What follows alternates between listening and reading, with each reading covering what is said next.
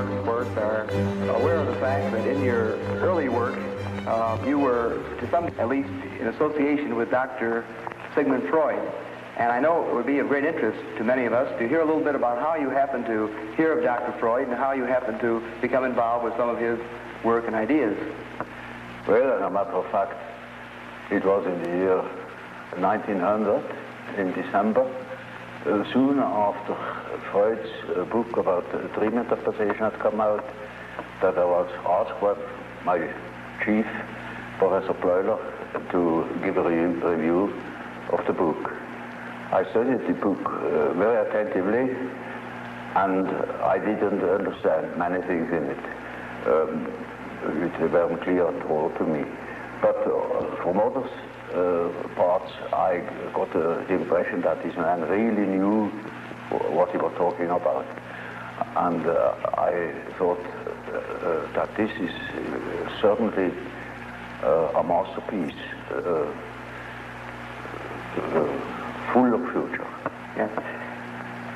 I had no idea then of ideas of my own. I was just it was just when I began my career as an assistant in the psychiatric clinic. And then I began with experimental psychology or psychopathology. I applied the experimental association method by Wood, and the same that has been applied in Grappelin's psychiatric clinic in Munich. And I had the results, and that there is a reaction, a certain reaction to a stimulus world. That is more or less uninteresting. But the interesting thing is why people could not react to certain stimulus worlds, or in an entirely inadequate way. And then I began to study these places in the experiment where the attention or the capability apparently of the test person began to waver or to disappear. And I found soon out that it is matter of intimate personal affairs people were thinking of, or which were in them, even if they momentarily did not think of them, when they were unconscious, with other words, that nevertheless an inhibition came from the unconscious and hindered the expression in speech. Yes. And then I, in examining all these cases as carefully as possible, I saw that it was matter of what Freud called repressions. Yes. I also saw what he meant by symbolization. And then I wrote a book about the psychology of dementia precox, it was called, now schizophrenia. Yes. And I sent the book to Freud and wrote to him about my association experiments and how they confirmed his theory thus far. Yes.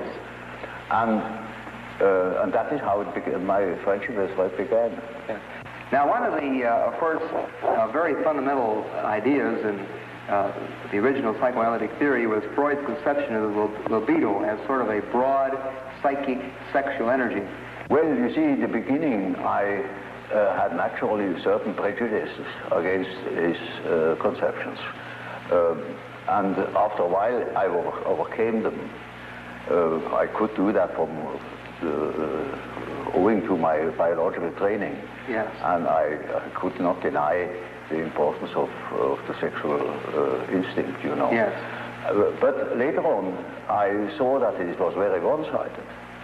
Because, you see, man is not only governed by the sex instinct, there are other instincts as well. For instance, in biology, you see, the nutritional instinct is just as important as the sex instinct. Also, in primitive societies, sexuality plays a role much smaller than food. Food is the all-important interest and desire. Yeah. Sex, that is something they can have everywhere. They are not shy. But the food is difficult to obtain, you see? Yes, yes. And so it is the main interest. Yes. And then in other societies, for instance, in civilized societies, the power drive plays a much greater role than sex. Yes. For instance, there are many big businessmen who are impotent, even, because their whole energy is going into money making. Yes.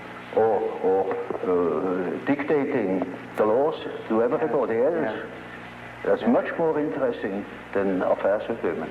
So, you see, the inferior Dr. Adolf, the younger, the weaker, naturally had a power complex. Yeah. He wanted to be the successful man. Freud was a successful man. He was on top, and so he was interested only in pleasure, in the pleasure principle, and while Adolf was interested in the power drive. Sure enough. I see. In other words, you feel that it's sort of a function of his own personality to some degree. Yeah, it is quite natural. You see, it is one of the two ways how to deal with reality. Yeah. Either you make reality an object of your pleasure, if you are powerful enough already, or you make it an object of your desire to grab it.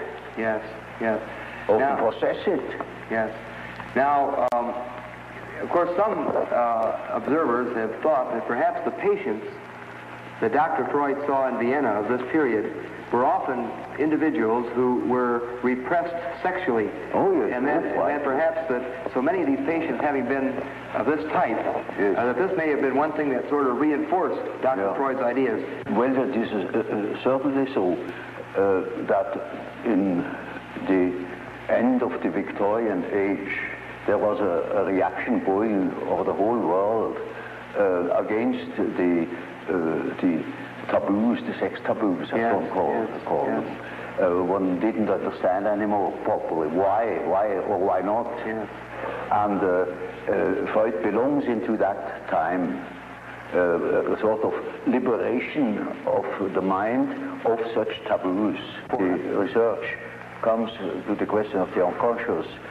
There things become necessarily blurred, because the unconscious is something which is really unconscious. And so you have no object, you see nothing. No. You only can make inferences, you know.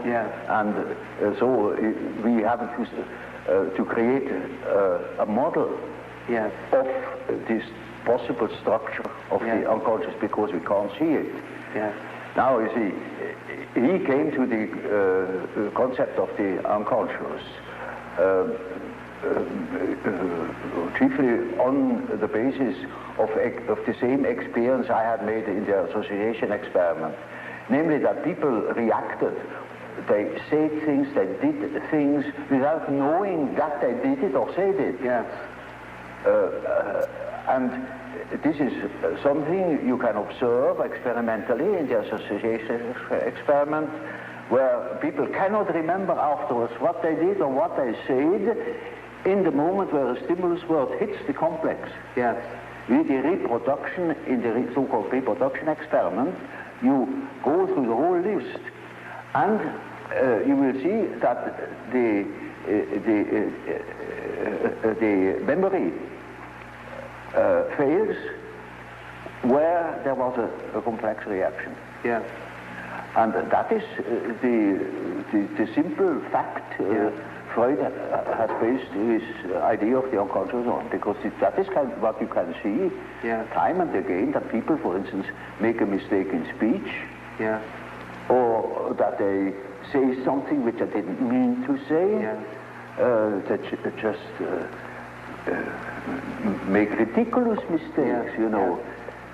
There are no end of stories, you know about how people can betray themselves by saying something they didn't mean to say at all, yet in the unconscious meant him to say that thing, just that thing. For instance, when you want to express your sympathy at a funeral, you go to somebody to say, I congratulate you. You say, that's pretty painful, you know, but that happens, and it is true. Now, this is something that goes parallel now with the whole school of the Salpêtrière in Paris. There was Pierre Janet, who has worked out that side of the unconscious reactions quite particularly. Yes. Now Freud refers very little to Pierre Janet. Well, I have studied with Pierre Janet in Paris, yes. and he has formed my ideas very much. He was a first-class observer, though he had no dynamic theory about, no psychological theory. Yes. It was a sort of physiological theory yes. Of the unconscious phenomena as a so-called abaissement du niveau mental. Yes. That means a certain depotentiation of the tension of consciousness. Yes. It sinks below the level of consciousness and thus becomes unconscious. Yes. Now, that is Freud's view too. Yes. Only he says it sinks down because it is helped, it is repressed yes. from above. Yes. Yes. Then that was my first point of difference with Freud. Yes. I say there are cases, in my observation, where there was no repression from above, but the thing itself withdrew. Yes. Those contents that became unconscious had withdrawn all by themselves. Yes. They were not repressed. Yes. On the contrary. Yes. Yes. They have a certain autonomy. There I discovered the concept of autonomy. Yes. And that these contents that disappear have the power to move independently from my will. Either they appear when I want to say something definite, they interfere and say and speak themselves instead of what I wanted to say. Yes. Or they make me do something which I didn't want to do at all. Or they withdraw in the moment where I want to use them. Yes. They suddenly disappear. One of the most extreme views that we have, or one of the very men that you knew around Dr. Freud, we mentioned a moment ago, Otto Rank. He spoke of the birth trauma. He said the actual trauma of being born would leave a very powerful impact on the ego and show itself throughout the life of the person. I should say this is very important for an ego, that it is born. Yeah. Otherwise it wouldn't be. And that is highly traumatic, you know, yes. when you fall out of heaven. But you take literally Otto Rank's position of the birth trauma as having, you might say, a psychological effect? Don't you see, this is an event that happens to everybody that exists, that once has been born. So everybody is born, has undergone that trauma. So the word trauma has lost its meaning. I see. So, in other words, it is a general fact of which you cannot say it is a trauma. Yes. It is just a fact. Yes, yes, I see. You see, because then you cannot observe psychology that hasn't been born. Yes. Only then you could say what the birth trauma is. Yeah. And then, until then you cannot even speak of such a thing. Yeah. It's just a lack of epistemology. Now, Dr. Jung, we've been talking about the early oral level, and as you pointed out, you want to look at it rather literally as sort of a hunger drive or a drive for nutrition.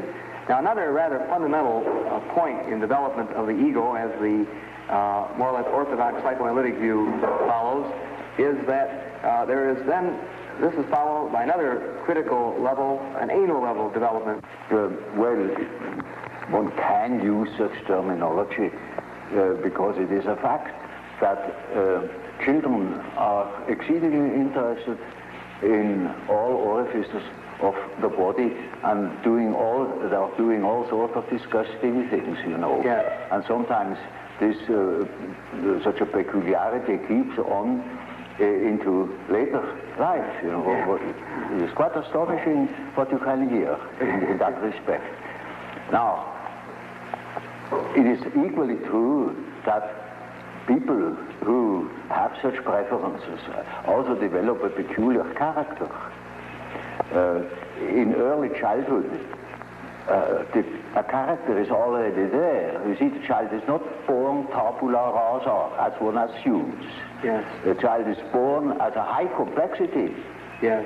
With existing determinants that never waver through the whole life, and that give the child his character already in the earliest childhood. A mother recognizes an individuality of her child, and so if you observe carefully, you see the tremendous difference even in very small children. And these peculiarities express themselves in every way. So first, the peculiarities express themselves in all childish activities, in the way how it plays, in the things it is interested in. There are children who are tremendously interested in all moving things, and in movement chiefly. Yeah. All the things you see that affect the body. And so they are interested in what the eyes do, what the ears do, how far you can bore into the nose with your finger, you know. They will do the same with their anus. They will do with their whatever they please with their genitals, you know. These interests express themselves in a typically childish way in children, and later on they express themselves in other peculiarities. Yeah. Which are still the same, but it doesn't come from the fact that they once have done such and such a thing in childhood. Yeah. It is the character that is doing it. Yes. There is a definite inherited complexity, and if you want to know something about possible reasons, you must go to the parents. So in any case of a child's neurosis, I go back to the parents and see what there is going on, you know, because children have no psychology of their own, literally taken. They are so much in the mental atmosphere of the parents, so much en participation mystique with the parents. Yes. They are imbued by the paternal or maternal atmosphere, and they express these influences in their childish way. Yeah. So, for instance, a child, take for instance an illegitimate child, they are particularly exposed to environmental difficulties, for instance, the misfortune of the mother, etc., and all the complications. And such a child will miss, for instance, a father. Yeah. Now, in order to compensate for it, it is just as if we were choosing or nominating a part of their body for a father instead of the father, and they develop, for instance, masturbation. Yes, yes. That is very often so with illegitimate children, that they become terribly autoerotic. Yes. Even criminal. One of the central parts of the so-called psychosexual development in the more or less orthodox psychoanalytic theory is the so-called Oedipus complex. Yes, I believe the term complex was yours originally. Well, you see, that is just what I call an archetype. That is the first archetype Freud has discovered.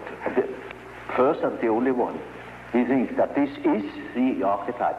But of course, there are many such archetypes. You look at Greek mythology and you find any amount of them, or look at dreams and you find any amount of them. But incest was so impressive to him that he even has chosen the term Oedipus complex, because that was one of the outstanding examples of an incest complex. Yeah. And it is only the masculine form, mind you, because women have an incest complex too, but there it is not an Oedipus. Yeah. So it is something else. Yes, yes. So it is only the term for an archetypal way of behavior in case of a man's relation, say, to his mother. It also means to the daughter, because whatever he was to the mother, he will be it to the daughter too. Yes. It can be this way or that way. Yes. It depends. So you look at, then you will accept, in other words, the Oedipus complex but not in as being the only important such influence. You will see this is just one of many fundamental, one of many ways of behavior. Now, see, the Oedipus gives you an excellent example of the behavior of an archetype. It is always the whole situation. There is a mother, there is a father, there is a son, there is a whole story, how such a situation develops, and to what end it leads finally. Yes. And that is an archetype. You see, an archetype always is a sort of abbreviated drama. Namely, it begins in such and such a way, it extends to such and such a complication, and it finds a solution in such and such a way. Yes. That is the usual form. As for instance, you take the instinct of building a nest with birds. Yes. In the way they build the nest, there is the beginning, the middle, and the end. Yes. It is built just to suffice for a certain number of young. So, you see, the end is already anticipated. And that's the reason why in the archetype itself there is no time. It is a timeless condition where beginning, middle, and end are just the same. They're all given in one. Yes. Now that is only a hint to what the archetype can do, you know, yes. But that's a complicated question. Well, you know what a behavior pattern is. Yes. Now, the way in which, say, a weaver bird builds its nest, that is an inherited form in him. He will apply all certain symbiotic phenomena between insects and plants. They are inherited patterns of behavior. And so man has, of course, an inherited scheme of functioning. You see, his liver and his heart and all his organs and his brain will always function in a certain way, following its pattern. We only have a great difficulty of seeing it because we cannot compare. There are no other similar beings like man that are articulate and could give account of their functioning. If that were the case, we would know, I don't know what. But because we have no means of comparison, we are necessarily unconscious about our own conditions. But it is quite certain that man is born with a certain functioning, a certain way of functioning, a certain pattern of behavior. And that is expressed in the form of archetypal images, of archetypal forms. For instance, the way in which a man should behave is given by an archetype. Yes. And therefore, you see, the primitives tell such stories. A great deal of education goes through storytelling. Yes. For instance, they call in a palaver of the young men and to older men, perform before the eyes of the younger all the things they should not do. Yes. And at the end they say, now that is exactly the thing you shall not do. Another way is they tell them of all the things they should not do. Yes. And you, like the Decalogue, yes. Thou shalt not. Yes, yes. And that is always supported by mythological tales. Yes. For instance, our ancestors have done so and so, and so you shall do. Yes. Or such a hero has done so and so, yes. And that is your model. Yes. For instance, take the teaching of the Catholic Church. There are several thousand saints, yes. And they show us how, you see, the models then become the models for the individual. And they have their legends, and that is Christian mythology. Yes. In Greek, you know, there was a Theseus, there was a Heracles, models of fine men, of gentlemen, you know. Yes, yes. And they teach us how to behave. They are archetypes. I see. Archetypes of behavior. So you see, when you have lived in under primitive circumstances, in the primeval forest, among primitive populations, then you know that phenomenon.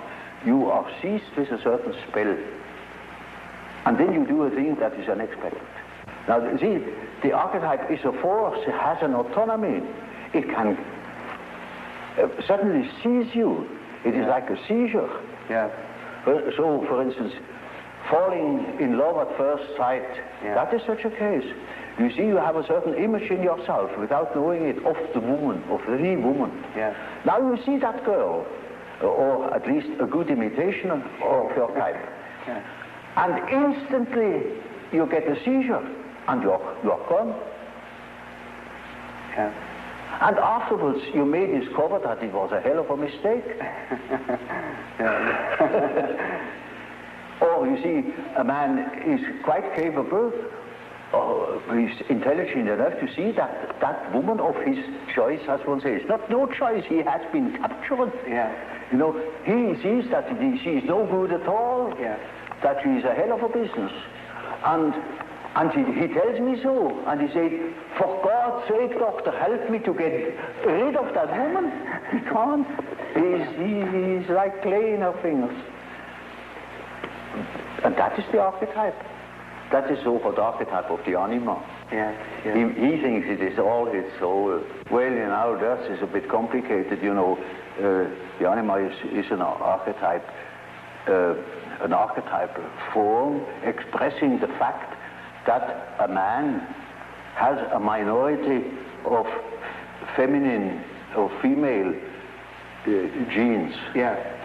And that is something that doesn't disappear in him, that is constantly present. And it works as a female in a man. Therefore, already in the 16th century, the humanists have discovered that man has an anima. I see.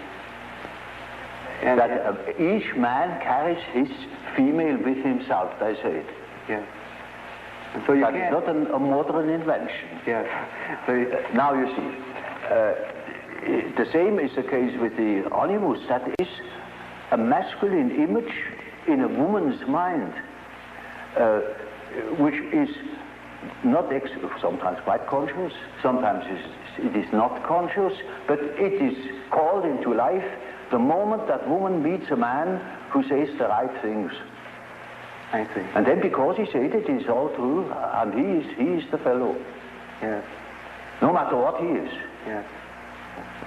So to infer something. Those are particularly well-founded archetypes. Yeah. Those two, and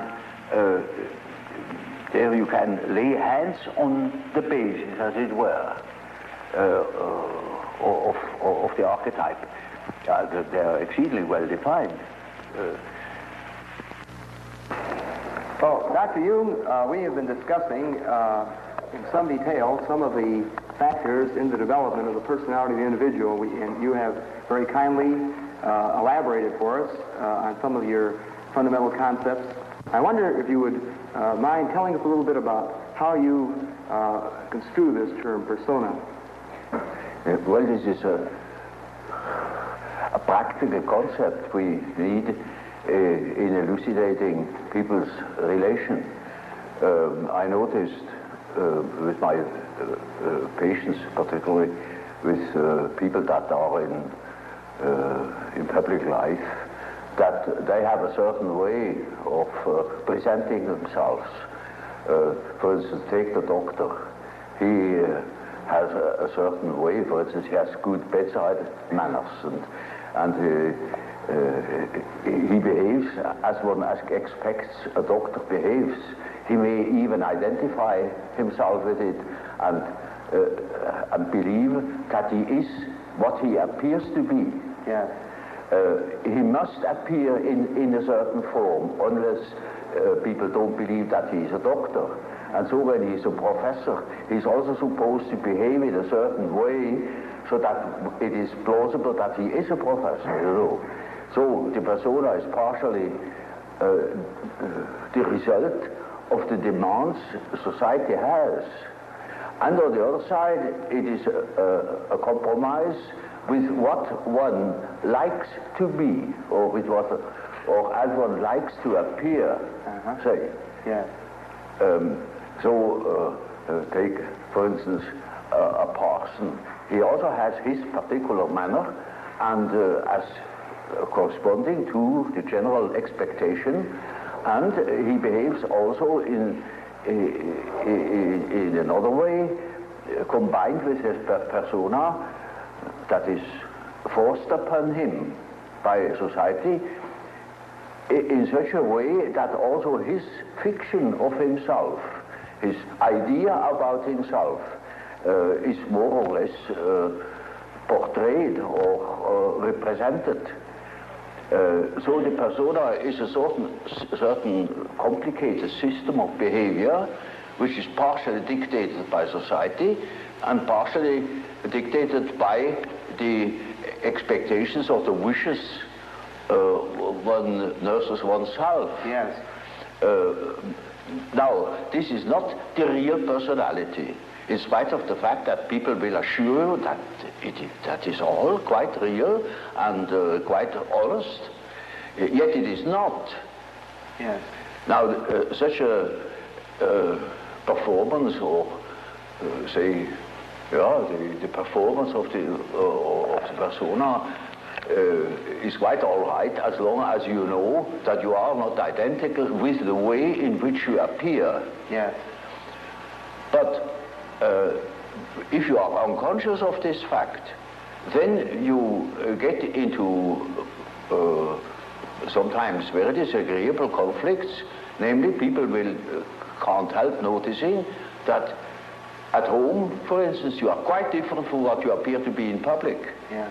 And people who don't know it stumble over it in the end. They deny that they are like that, but they are like that. They are it. And then you don't know, now, which is the real man? Yes, yes. Is he the man as he is at home or in intimate relations, or is he the man that appears in public? It is a question of Jekyll and Hyde. Yes. Often.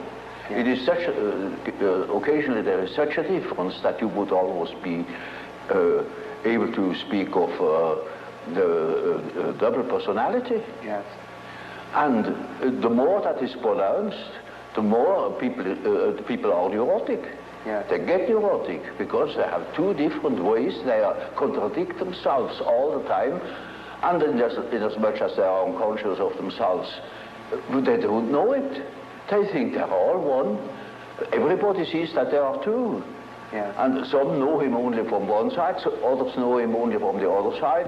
And then there are situations that clash, because the way you are creates certain situations with people in relations, and these two situations don't chime in. They are just dissonances. Yes, yes. And the more that is the case, the more the people are neurotic. Now, you also use the term self. Yes. Now, the word self, then, would this have a different meaning than, say, ego or... Oh, yes, quite, oh, yes. You see, when I say self, then you must not think of I myself, because that is only your empirical self, and that is covered by the term ego. Ego, yes. But when it is matter of the self, then it is matter of a personality that is more complete than the ego, because the ego is only consists of what you are conscious of. Yeah, yes, your awareness. What you know to be yourself. Yes. The whole personality of man is indescribable. Yes. His consciousness can be described. His unconscious cannot be described, because the unconscious, as I must repeat myself, is always unconscious. Yes. And it is really unconscious, but really does not know it. Does not know about it. And so we don't know our unconscious personality. We have hints, we have certain ideas, but we don't know it really. Nobody can say where man ends. And that is the beauty of it, you know. Yeah. It's very interesting. Yeah. The unconscious of man can reach God knows where. There we are going to make discoveries. Yes, yes. Now, another set of ideas center around the terms introversion and extroversion. It is simply practical, because there are certain people who definitely are more influenced by their surroundings than by their own intentions. While there are other people who are more influenced by the subjective factor.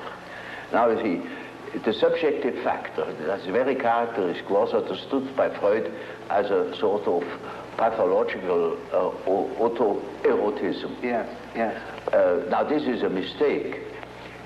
You know, we have, the psyche has two conditions, two important conditions. The one is the environmental influence, yes. And the other is the given fact of the psyche as it is born. The psyche is by no means tabula rasa. We are a definite mixture and combination of genes, and they are there from the very first moment of our life. And they give a definite character, even to the little child. And that is a subjective factor, looked at from the outside. Now, if you look at it from the inside, yes, then it is just so as if you would observe the world. Yes. When you observe the world, you see people, you see houses, you see the sky, you see tangible objects. But when you observe yourself within, you see moving images. Yes. A world of images. Yes. Generally known as fantasies.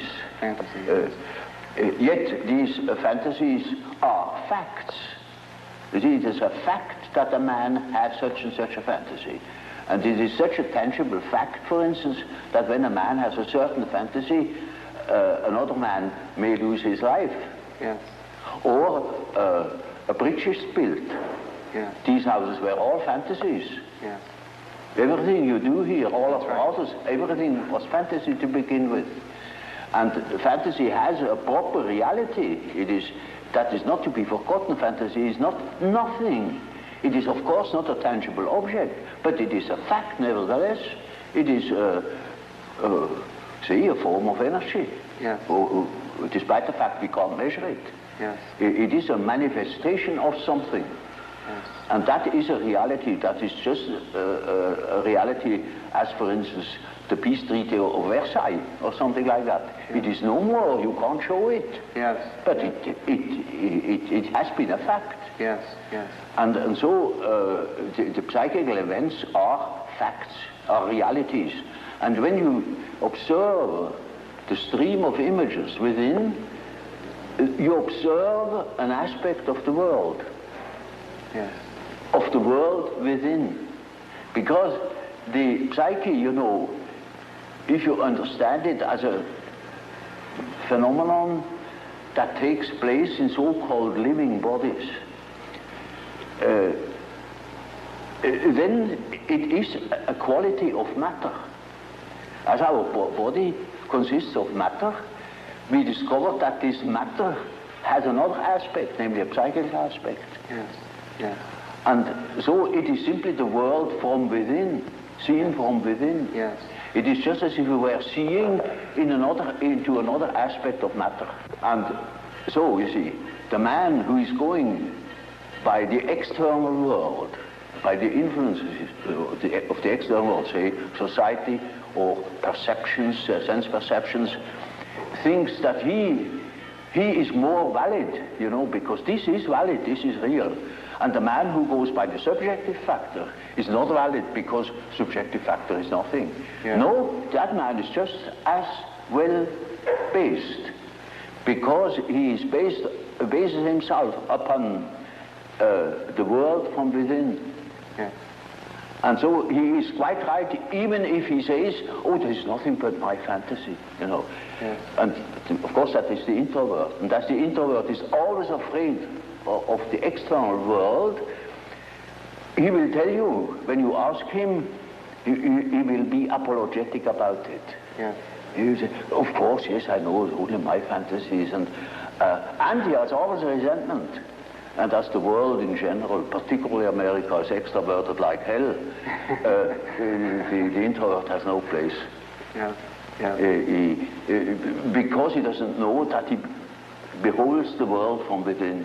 Yeah. And that gives him dignity, and that gives him certainty, because it is, nowadays particularly, the world hangs on a thin thread.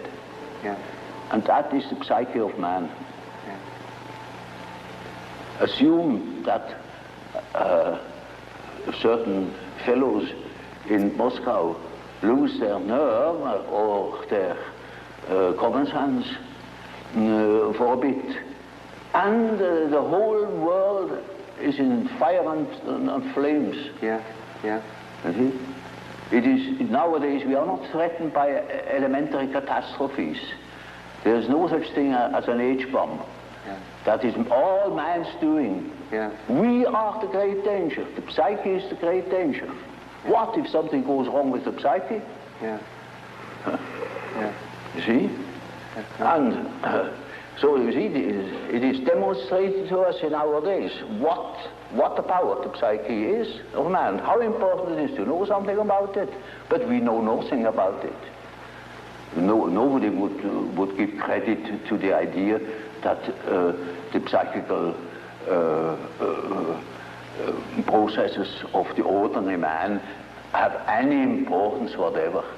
One thinks, oh, he has just what he has in his head. It is all from his surroundings. He's taught such a thing, believes such a thing. And particularly if he's well housed and well fed, then he has no ideas at all. Yeah. And that's the great mistake. Yeah.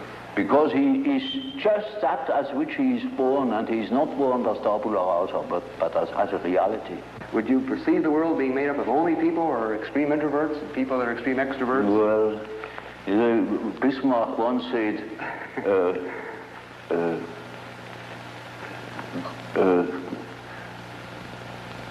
God may protect me against my friends. With my enemies, I can deal myself alone. You know how people are. They catch a word, and then everything is schematized along that word. There is no such thing as a pure extrovert or a pure introvert. You know that. Such a man would be in the lunatic asylum. Those are only terms to designate a certain penchant, a certain tendency. For instance, the tendency to be more influenced by environmental influences or more influenced by the subjective factor. That's all. Yes. And you see, there are people who are very well balanced and are just as much influenced from within as they are from without, Yeah. or just as little. Yes. Yes. And so with all the finer classifications, you know, Yeah. they are only sort of point de repère, points for orientation. My whole scheme of typology is merely a sort of orientation. Namely, there is such a factor as introversion, there is such a factor as extroversion. The classification of individuals means nothing at all. This is only the instrumentarium Yes. for the practical psychologist. Yes.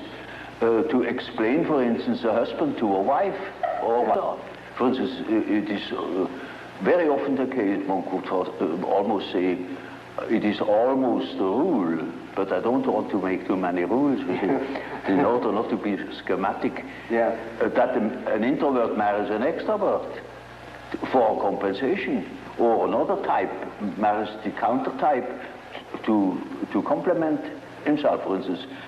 Well, Dr. Jung, of course, tied in with your typology and quotation version, we, of course, know of your concepts of thinking, feeling, sensation, and intuition.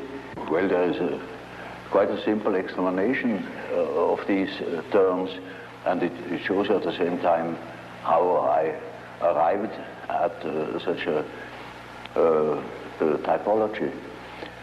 Namely, sensation tells you that there is something. Thinking, roughly speaking, tells you what it is. Feeling tells you whether it is agreeable or not, to be accepted or not, accepted or rejected. Yes. And intuition, now there is a difficulty. Yes. You don't know ordinarily how intuition works.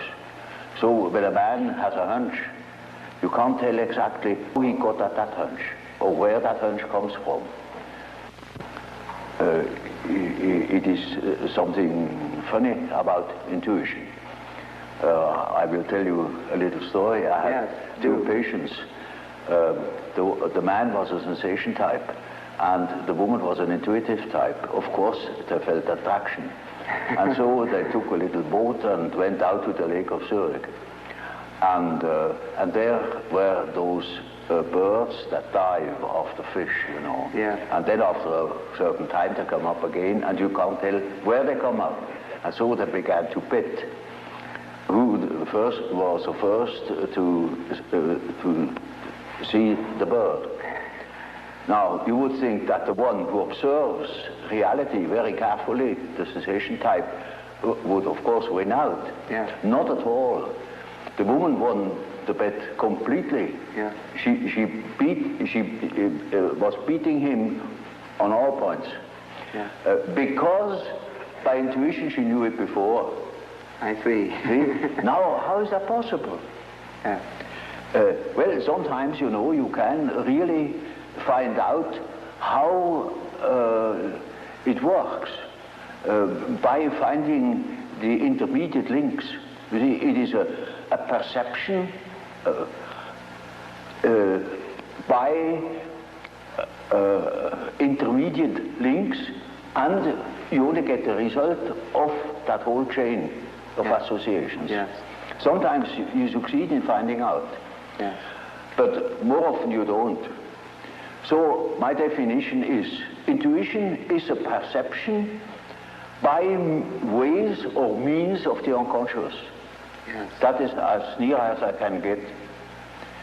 This is a very important function, because when you live under primitive conditions, a lot of unpredictable things are likely to happen. Yes. And there you need your intuition, because you cannot possibly tell by your perceptions, by your sense perceptions, what there is going to happen. For example, more specifically, what would be an example or a difference between an intuitive extrovert and an intuitive introvert? Well, you know, you have chosen a somewhat difficult case, you know, because one of the most difficult types is the intuitive introvert. Yeah, you know. I have. The intuitive extrovert, you find among hunters, bankers, gamblers. Yes.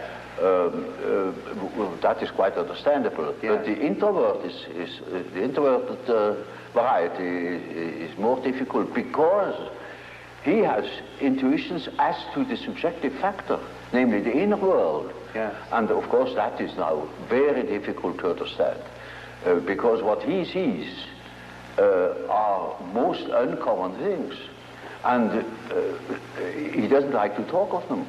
Yeah. If he's not a fool, because he would spoil his own game by telling what he sees, because people won't understand it. Yeah. For instance, once I had a patient, a young woman, about 27 or 8, and her first words were, when I had seated her, he said, "You know, doctor, I come to you because I have a snake in my abdomen." I said, "What?" Yes, a snake, a black snake, coiled up right in the bottom of my abdomen. And I must have made a rather bewildered face at her. And she said, "You know, I don't mean it literally, but I should say it was a snake. It was a snake." You see? Now, you see, our further conversation a little later was that she said, that was about in the middle of our treatment that only lasted for 10 consultations. She had foretold me, I come 10 times, and then it's all right. I said, how do you know? Oh, I got a hunch, you see. Yeah. And really, about the 5th or 6th hour, she said, Doctor, I must tell you, the stake has risen. It is now about here. Hunch. And then, on the 10th day, I said, now, this is our last hour. And do you feel cured? And she said, beaming, she said, you know, this morning, it came up and came out of my mouth, and the head was golden. And those were her last words. Now, you see, that same girl, when it comes to reality, she came to me because she couldn't hear the step of her feet anymore. Yes. Because she walked on air. Yes. Literally. Yes. She couldn't hear it, and that frightened her. And when she came to me, I asked her for her address. And then she said, oh, pension so-and-so. Well, it is not just called pension, but it is a sort of pension. And it is, I never had heard of it. Yes. And I said, no, I'm curious, I never have heard of that place. Well, it's a very nice place, she said. You're curious enough, there are only young girls there, very nice and very lively young girls. And they have a merry time. I often wish they would invite me to their merry evenings. And I said, but do they amuse themselves all alone? Said, oh no, there are plenty of young gentlemen coming in, and they have a beautiful time, but they never invite me. It turned out that it was a private brother. Yes. And she was a perfectly decent girl, you know, of a very good family, not from here. She had found that place, I don't know how. And she was utterly unaware that those were all prostitutes. I said, for heaven's sake, you fell into a very dark place. You hastened to get out of it. You see, that was her sensation. Yeah. See, she didn't see reality, but she had hunches like anything, and they came off. Yes. Now, you see, such a person cannot possibly speak of her experiences. Yes. Because everybody would think she's absolutely crazy. Yeah. I myself was quite shocked when I thought, for heaven's sake, is that case a schizophrenia? Yes. Because you don't hear that kind of speech. Right. But she assumed that the old man, of course, knows everything, and he even doesn't understands such kind of language. Yeah. So you see, if when the intuitive, the introverted intuitive would speak what he really perceives, then practically nobody would understand it. He would be misunderstood. And so they learn to keep things to themselves. And you hardly ever hear them talking of these things. That is a great disadvantage. But it is an enormous advantage in another way. Not to speak of the experience they gather in that respect, but also in human relations. For instance, they come into the presence of somebody they don't know. And suddenly they have inner images. And those inner images give them a more or less complete information about the psychology of the partner. Yes. Yes. You know, that is, but the case can also happen that they come into the presence of somebody whom they don't know at all, not from Adam, and they know an important piece out of the biography of that person. Yes. Yes. And are not aware of it, and tell the story. Yes. And then the cat is in the fire. Yes, that's right. You see, so the introverted intuitive has in a way a very difficult life, although one of the most interesting lives. Yes.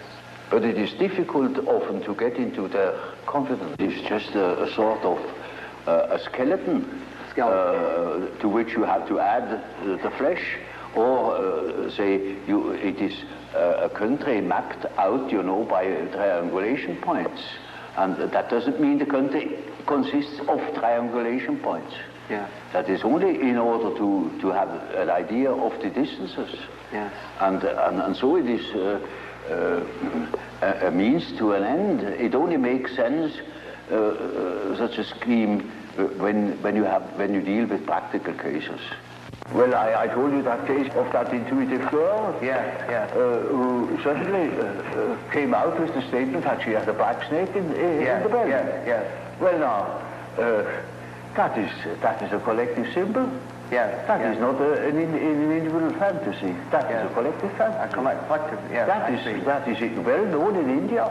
Yeah. For instance, she has nothing to do with India, but we have it too. It was generally human. But it's entirely unknown. So that I, even the first moment, thought perhaps she's crazy. But she was only highly intuitive. It is in India known. It is the basis of a whole philosophical system of Tantrism. This is Kundalini. Kundalini serpent. I see. You see, and that is something known to some few specialists. Generally, it's not known that we have a serpent in the abdomen. But that is a collective, you see, that is a collective dream or a collective fantasy. It may be, you know, that what the unconscious has to say is so disagreeable that one prefers not to listen. And in most cases, people would be probably less neurotic if they could admit the things. Because these things are always a bit difficult or disagreeable or inconvenient or something of the sort. So there is always a certain amount of repression, but that is not the main thing. The main thing is that they are really unconscious.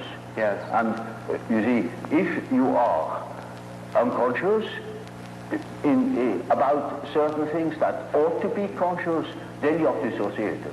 And then you are a man whose left hand never knows what the right is doing. And counteracts or interferes with the right hand. Now such a man is hampered all over the place. See, then we have the problem. That is the problem for an intellectual man. And then I say, now, you see, you don't know, you have no answer. I have no answer.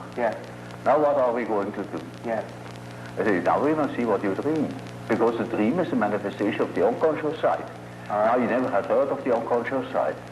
So I must explain to him that he has an unconscious, and that the dream is a manifestation of it, and if we succeed in analyzing the dream, we might get an idea about that power that makes him think like that. I see. In treatment, for instance, in the treatment of neurosis, you have to do with that personal unconscious for quite a while. And then only dreams come that show that the collective unconscious is touched upon. Now, as long as there is material for personal nature, you have to deal with the personal unconscious. But when you get to, say, to a question, to a problem, which is no more merely personal, but also collective. You get collective dreams. And then we are there where we can begin with the observation of the unconscious. And then, day by day, one goes on by the data the unconscious produces. You see, we discuss the dream, and that gives a new surface to the whole problem. And he will have another dream, and the next dream gives again an answer, because the unconscious is in a compensated relation to consciousness, and after a while we get the full picture. And if he has the full picture and has the necessary moral stamina, well, then he can be cured. I see. But in the end, it is a moral question whether a man applies what he had learned or not. There is a sort of typical way in which the integration of consciousness takes place. Namely, the average way is that through the analysis of dreams, for instance, you become acquainted with the contents of the unconscious. I already told you this to begin with, all personal material. Yes. Subjective questions, questions of the individual's difficulties in adapting to environmental conditions, and so on. Yes. Now, it is a regular observation that when you talk to an individual, and this individual gives you insight into its inner preoccupations, interests, emotions, in other words, hands over his personal complexes, then you get slowly and nilly-willy into the situation of a sort of authority. Yeah.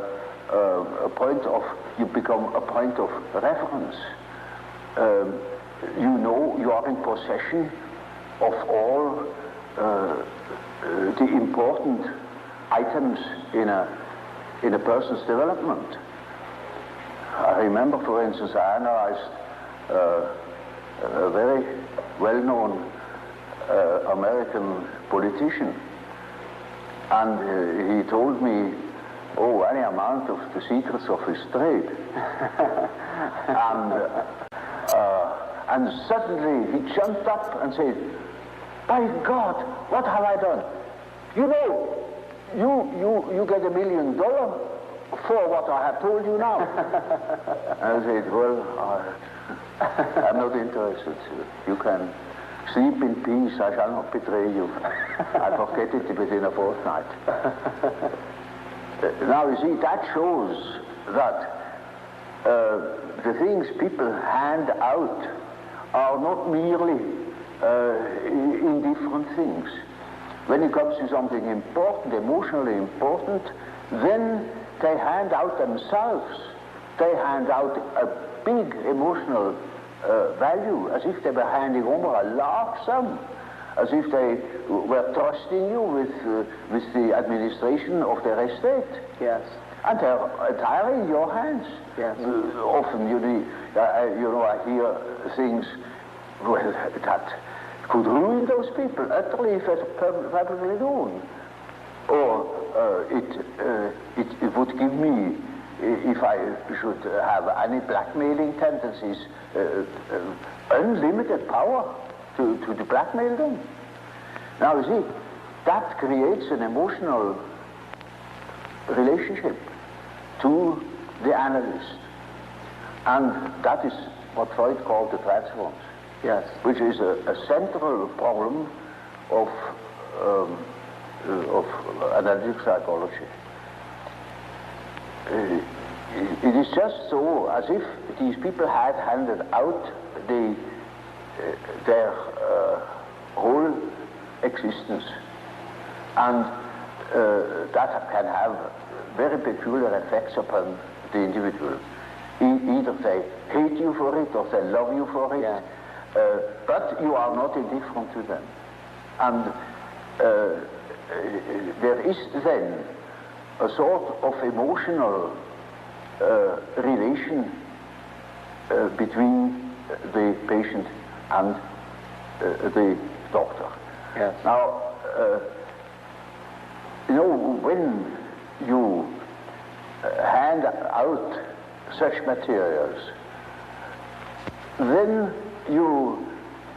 these contents are associated with all the important persons in the life of a patient. Now, the most important persons are usually father and mother. Yeah. That comes up from childhood. The first troubles are with the parents as a rule.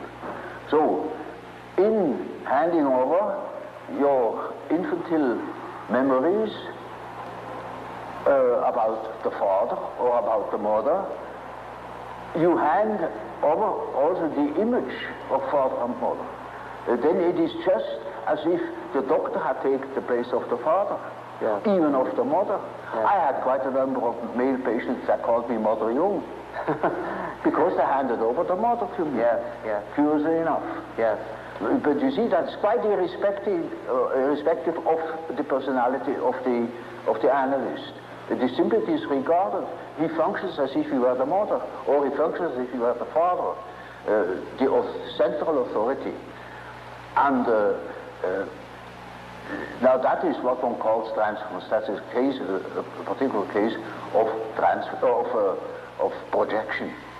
Now Freud doesn't exactly call it projection; he calls it transference. That is an allusion to the old and superstitious idea of handing over a disease, transferring a disease upon an animal, or handing over the sin upon a scapegoat, and the scapegoat takes it out into the desert and makes it disappear. So they hand over themselves in the hope that I can swallow that stuff and digest it for them. And so I am in loco parentis and have a high authority. Naturally, I'm also persecuted by the corresponding resistances, by all the manifold emotional reactions they have had against their parents. Now, that is the stuff you have to work through first in analyzing the situation, because a patient in such a condition is not free. He's the slave.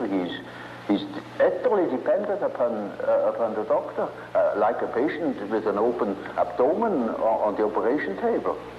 He's in the hands of the surgeon for better or worse. And so the thing must be finished. And so we have to work through that condition in the hope that we arrive in a situation where the patient is able to see that I'm not the father or not the mother, that I am an ordinary human being. Now, everybody naturally should assume that such a thing would be possible. For instance, that a patient could arrive at such an insight when he's not a complete idiot, that I am just a doctor and not the emotional figure of their fantasies. But that is very often not the case. So I had a case that was an intelligent young woman. She was a student of philosophy, very good mind, where one could expect easily that she would see that I am not the parental authority. But she was utterly unable to get out of this delusion. And in such a case, one always has recourse to the dreams. It is just as if one would ask the unconscious, now what do you say to such a condition? You see, she says of the unconscious, of course I know you are not my father, but I just feel like that, it is like that, I depend upon you. And I say, now we will see what the unconscious says. Now the unconscious produce dreams in which I really assumed a very curious role. You know, she was a little infant, she was sitting on my knees, I held her in my arms, I was a very tender father to the little girl, you know, and more, her dreams became emphatic in that respect, namely that I was a sort of giant, and she is a very little, frail human thing, you know, and quite a little girl in the hands of an enormous being. And the last dream of that series was, I cannot tell you all the dreams, was that it was out in nature. I stood in a field of wheat, an enormous field of wheat that was ripe for harvest. And I was a giant. And I held her in my arm like a baby. And the wind was blowing over that field of wheat. Now you know when the wind is blowing over wheat field, these waves in the wheat field. Yes, yes. And with these waves, I swayed like that, putting her as if it were to sleep, you know. And she felt as being in the arms of a God, of the Godhead. Mm-hmm. And I thought, now the harvest is ripe. Yes. And I must tell her. And I told her, you see, what you want and what you project into me, because you are not conscious of it, is you have the idea of a deity you don't possess. Therefore you see it in me. Yes. That clicked. Because, you know, she had a rather intense religious education. Of course, it all vanished later on. Yes. And something disappeared from her world. Her world became merely personal, and that religious conception of the world was non-existent, apparently. But you see, the idea of a deity is not an intellectual idea. It is an archetype. It's an archetypal idea. Therefore, you find it practically everywhere under this or another name. You know, even if it has the name Mana, it is an all-powerful, extraordinary effect or quality, even if it's not personal at all. And so she suddenly became aware of an entirely heathenish image. Yes. That comes fresh from the archetype. She had not the idea of a Christian God or of an Old Testament Yahweh. It was a heathenish God, you see, a God of nature, of vegetation. He was the wheat himself. He is the spirit of the wheat, the spirit of the wind. And she was in the arms of that Newman. No. Now, that is the living experience of an archetype. Now, that made a tremendous impression upon that girl, and instantly it clicked. She saw what she really was missing, that missing value, that was in the form of a projection in myself and made myself indispensable to her. Yes. And then she saw it is not indispensable, because it is, as the dream says, she is in the arms of that archetypal idea. Now that is a luminous experience, you see. And that is the thing that people are looking for. Yes. An archetypal experience that gives them an incorruptible value, and that is a sort of liberation. Yes. And that is, of course, makes her complete, you know. Inasmuch as she can realize such a luminous experience, she is able to continue her path, her way, her individuation. The acorn can become an oak and not a donkey. Nature will take her course. She will become that which she is from the beginning. Now, we think we are able to be born today and to live in no myth, without history. That is a disease. That's absolutely abnormal, because man is not born every day. He's once born in a specific historical setting with the specific historical qualities, and therefore he is only complete when he has a relation to these things. It's just as if you were born without eyes and ears, when you are growing up with no connection with the past. From the standpoint of natural science, you need no connection with the past. You can wipe it out. Yes, yes. And that is a mutilation of the human being.